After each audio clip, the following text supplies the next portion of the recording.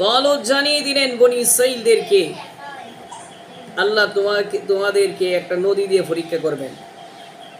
তোমাদের সামনে নদী পড়বে, সেই নদী পার হওয়ার সময় কেউ সেখান থেকে পানি পান করতে পারবে না।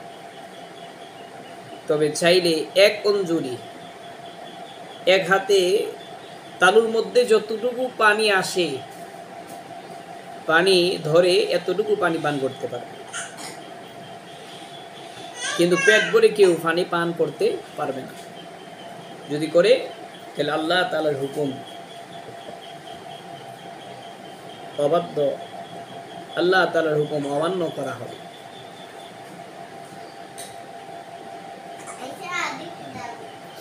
যেমনটা আল্লাহ তাআলা তুলে ধরেছে, ফালাম্মা ফাসালা তালুতু বিল জুনুদি ক্বালা ইন্নাল্লাহা মুবতালিকুম বিনাহারিন।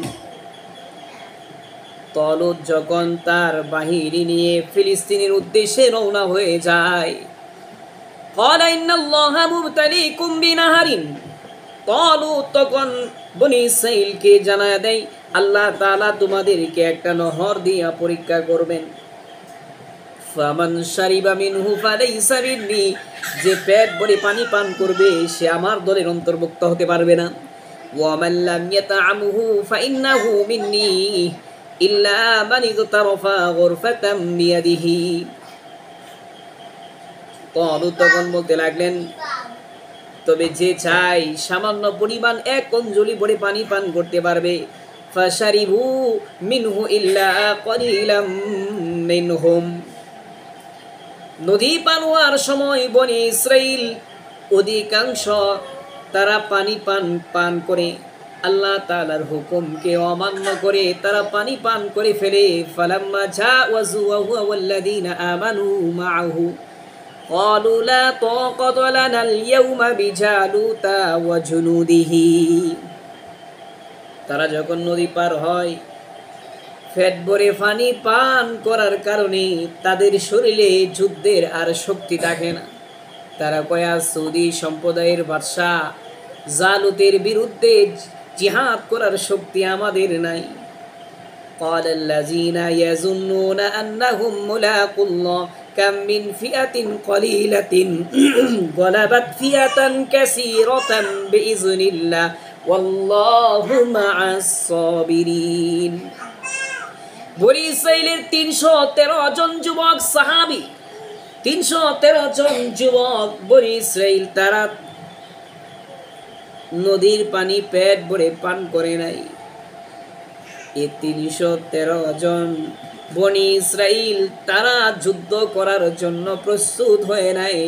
ফাহাজামুহুম বিইذনিল্লাহি ওয়া ক্বাতালা দাউদ জালুতা ওয়া আতাহুল্লাহুল মুলকা ওয়াল হিকমাতা ওয়া আল্লামাহু মিম্মা ইয়াশা।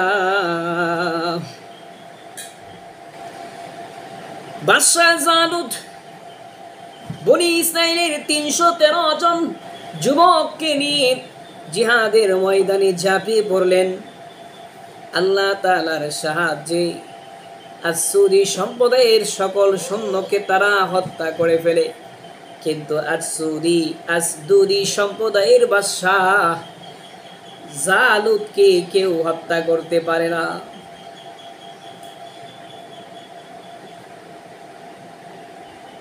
বনি ইসরাঈলের নবী শামুইল আলাইহিস সালামের ইন্তেকালের পর যিনি বনি ইসরাঈলের নবী হিসেবে মনোনীত হয়েছিলেন তিনি ছিলেন দাউদ আলাইহিস সালাতু ওয়াস সালাম। দাউদ আলাইহিস সালাম তখন ছোট্ট ছিল। ছোট্ট দাউদ বাদশা তালুতের কাছে গিয়ে বলতে লাগলেন, বাদশাহ আপনি আমার অনুমতি দিন, আমি জালুতকে হত্যা করে ফিলিস্তিন বিজয় করতে পারবো। তাকে অনুমতি দেওয়া হলো। হাতে একটা বড় পাথর নিয়া দাউদ আলাইহিস সালাম জালুতের কাছাকাছি চলে যায়। তার মাথা বরাবর আঘাত করে, মাথা বরাবর আঘাত করার পরে জালেম বাদশা জালুত মাটিতে লুটিয়ে পড়ে। দাউদ আলাইহিস সালাম তার কাছে গিয়ে তার হাত থেকে তরবারি ছিনিয়ে নিয়ে তার তরবারি দ্বারা তার দেহ থেকে মাথাটাকে আলাদা করে ফেলে এর ফলে মহান আল্লাহ বনী ইসরাইলকে দ্বিতীয়বারের মতো ফিলিস্তিন বিজয় করে দেয়, বিজয় দিয়ে দেয়। এরপরে আল্লাহ সেটাই তুলে ধরেছেন যে জালুতকে দাউদ হত্যা করেছে। ওয়াকাতালা দাউদু জালুতা, দাউদ জালুতকে হত্যা করেছে। ওয়াতাহুল্লাহুল মুলকা ওয়াল হিকমা, আমি আল্লাহ তারে নবী বানাইলাম, আমি আল্লাহ তারে হিকমাত এবং তাকে জ্ঞান দান করলাম। আল্লাহু মিম্মা ইয়াশা, আমি আল্লাহ যাকে চাই তাকে আমি নবী হিসেবে মনোনীত করি। দাউদ আলাইহিস সালামকে কয়েকটা স্পেশাল জিনিস আল্লাহ তাআলা দান করেছিলেন। এর মধ্যে একটা হলো বাদশাহী, যে বাদশাহী অন্য কোনো নবীকে আল্লাহ তাআলা তখন দেয় নাই। তিনি ছিলেন সর্বপ্রথম নবী যিনি বাদশাহ এবং নবী। আল্লাহ তাকে আরেকটা মুজিজা দিয়েছিলেন, যত শক্ত লোহাই ওনার হাতে উনি নিতেন কাদা মাটির মতো নরম হয়ে যাইত। এজন্য উনি লোহা দিয়ে অনেক কিছু তৈরি করতে পারতেন। দাউদ আলাইহিস সালামকে আল্লাহ তাআলা তার উপরে আসমানি দ্বিতীয় আসমানি কিতাব জাবুর আল্লাহ তার উপরে নাজিল করেছেন। এবং আল্লাহ তাআলা উম্মতে মুহাম্মদের জন্য শুক্রবার পবিত্র দিন, তাদের জন্য ছিল, বনী ইসরাইলের জন্য ছিল শনিবার পবিত্র দিন। ওই দিনে উনি জাবুর তেলাওয়াত করে বনী ইসরাইলকে শুনাইতেন। আল্লাহ দাউদ নবীকে চমৎকার একটা কণ্ঠ দিয়েছিলেন। পয়গম্বর দাউদ আলাইহিস সালাম যখন শনিবারে জাবুর তেলাওয়াত করতেন, বনী ইসরাইল সবাই মনোযোগ সহকারে দাউদ আলাইহিস সালামের সুন্দর কণ্ঠের জবান থেকে জাবুর কিতাব শুনতেন। সকালবেলায় যখন পাখি খাদ্য খোঁজার জন্য ঘর থেকে বের হতো, দাউদ নবীর মসজিদের উপর দিয়ে যাওয়ার সময় দাউদ নবীর কণ্ঠের তেলাওয়াত শুনে পাখিগুলো খাবারের কথা ভুলে যাইত। দাউদ নবীর মসজিদের উপরে বসে মনোযোগ সহকারে দাউদের কণ্ঠে জাবুর শুনতে শুরু করে দেয়। শুধু তাই না, জঙ্গলের বন্য প্রাণীগুলো দাউদ নবীর কণ্ঠে জাবুর তেলাওয়াত শোনার জন্য তার মসজিদের চতুর্দিক দিয়ে ঘেরাও করে বসে পড়ত। সমুদ্রের মাছগুলো সমুদ্রের গভীর থেকে সমুদ্রের তীরে চলে আসতো। প্রতি শনিবার দাউদ নবীর কণ্ঠে তেলাওয়াত শোনার জন্য সমুদ্রের মাছগুলো তীরে আইসা ভিড় জমাইত। যখন দাউদ নবীর কণ্ঠে এত তো মাছ আসতো, তো আল্লাহ তাআলা বনী ইসরাইলকে নিষেধ করেছেন, তোমরা শনিবারে মাছ ধরতে পারবে না, তোমরা শনিবারে শুধু তেলাওয়াত শুনবা। এরা করতো কি, শনিবারে মাছ ধরতো না, মাছকে আটকে রাখতো, রবিবারে ধরতো। প্রথমে এরকম করতো, পরে শনিবারে এরা মাছ ধরতে শুরু করে দিল। যারা মাছ ধরতেছিল তাদের মধ্যে তিনটা দল তখন হয়ে যায়। এক দল নিজেরা মাছ ধরে, আরেক দল দ্বিতীয় দল মাছ ধরে না ঠিক, কিন্তু যারা ধরে তাদেরকে বাধাও দেয় না। এই দুটো দল ছিল অপরাধী। তৃতীয় আরেকটা দল ছিল, সেটা হলো তারা নিজেরা মাছ ধরতো না, যারা মাছ ধরতো তাদেরকে বাধা দিত, মাছ ধরো না, আল্লাহ নিষেধ করছে।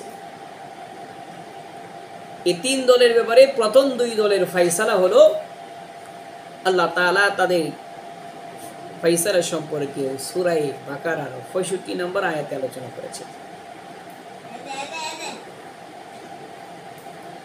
وَلَقَدْ عَلِمْتُمُ الَّذِينَ اعْتَدَوْا مِنْكُمْ فِي السَّبْتِ فَقُلْنَا لَهُمْ كُونُوا قِرَدَةً خَاسِئِينَ। আল্লাহ তাআলার হুকুম অমান্য করার কারণে বনী ইসরাইলের দুই জাতিকে আল্লাহ বানরে রূপান্তরিত করে দেয়। বানর হয়ে গেল, এগুলো সব বানর হয়ে গেল, বানরে রূপান্তরিত হয়ে গেল। অনেকে বলে বানর থেকে মানুষ হয়েছে, যারা বানর হয়েছে এরা আস্তে আস্তে ধ্বংস হয়ে গেছে, এগুলো থেকে মানুষ হয় না। মানুষ বানর এর আগ থেকেই ছিল, বানর থেকে মানুষ, এই কথাটা ভুল। এরপরে এখান থেকে যে জিনিসটা আমাদেরকে শেখায়, একদল কিন্তু মাছ ধরে নাই, এরপরেও তারা বানর হইলো কেন? যারা মাছ ধরেছে তাদেরকে বাধা দিল না কেন?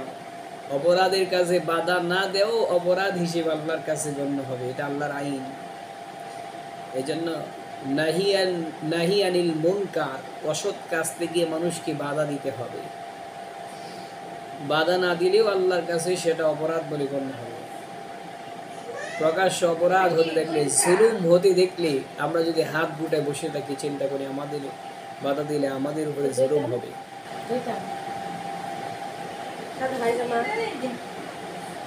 জুলুম হবে, এই কথা চিন্তা করে যদি আমরা বাধা না দেই, বসে থাকি, হয়তো বা দুনিয়াতে আমরা শাস্তি থেকে রেহাই পাইলাম, কিন্তু আখেরাতে আমাদেরকে জবাবদিহি করতে হবে আল্লাহর কাছে। এছাড়া আর আমরা যদি বাধা দিতে গিয়ে আমাদের উপর কোনো জুলুম আসে, আমরা অত্যাচারীদের হাতে নিহত হই, আল্লাহর কাছে আমরা শহীদ মর্যাদা লাভ করব। তো দাউদ আলাইহিস সালামকে আল্লাহ তাআলা স্পেশাল যে কয়েকটা জিনিস দিয়েছিলেন, এর মধ্যে একটা সুন্দর কণ্ঠ দিয়েছিলেন, যে কণ্ঠ আল্লাহ আমাদেরকেও দিবেন জান্নাতে।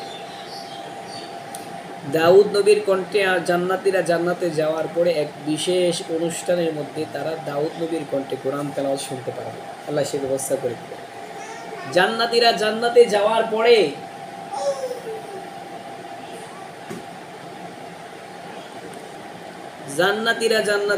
পরে আল্লাহ জিজ্ঞাসা করবেন, আর কোনো নিয়ামত কি বাকি আছে? জান্নাতীরা আল্লাহকে বলবেন, আল্লাহ সব কিছুই তো পাইলাম, যা যা দেওয়ার কথা বলছো সবই দিলা, কিন্তু একটা জিনিস পাইলাম না, সেটা হলো তোমার দিদার লাভ করতে পারলাম। জান্নাতীরা বলবে, আল্লাহ তোমার দিদার লাভ করতে পারলাম না, সারা জীবন ইবাদত করেছি কিন্তু তোমাকে না দেখে, জান্নাতে আইলাম, নিয়ামত পাইলাম, তোমাকে দেখতে পাইলাম না। আল্লাহ বলেন, ঠিক আছে, তোমাদের এই আবদারকে রক্ষা করা হবে, মাজিদ নামক মাঠে তোমরা অমুক দিন উপস্থিত হবে। আল্লাহ ফেরেশতাদেরকে বললেন, বিশাল একটা মাহফিলের আয়োজন কর। ফেরেশতারা ডাক দিয়ে বলবেন, আল্লাহ মাহফিলের প্যান্ডেলটা কি দিয়ে তৈরি করব? আল্লাহ পাক বলবেন, মাহফিলের প্যান্ডেলটাকে তোমরা নূর দ্বারা তৈরি করো। আল্লাহ চেয়ারগুলো কি দ্বারা তৈরি করবে? আল্লাহ বলবেন, প্রত্যেকটা জান্নাতের জন্য